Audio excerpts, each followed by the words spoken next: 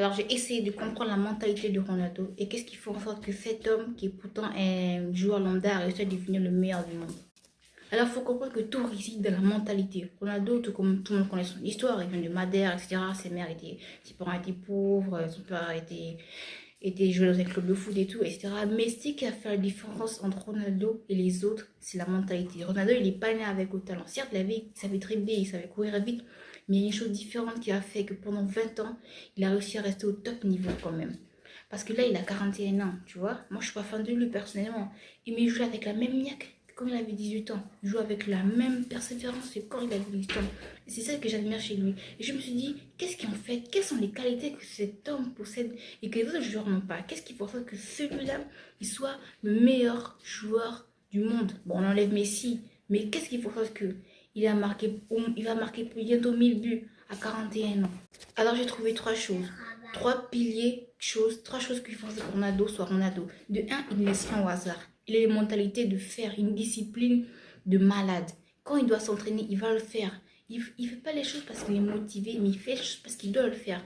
Même s'il est minuit, même s'il est fatigué, il doit faire 20 minutes d'étirement, il va le faire parce qu'il doit le faire.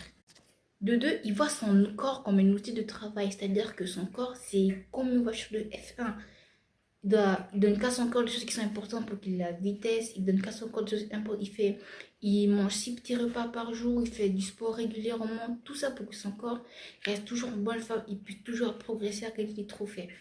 Et à la fin, il est mental de gagnant. Dans tout ce que cet homme veut faire, il veut toujours rester number one. Et c'est ce qui fait la différence entre Ronaldo et les autres. Ronaldo, il fait des choses parce qu'il doit le faire, pas parce qu'il veut le faire.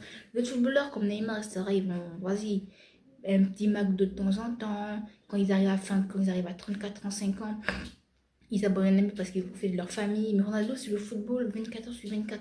Les autres, c'est 8 heures, 7 heures par jour. Mais lui, c'est 24 heures sur 24.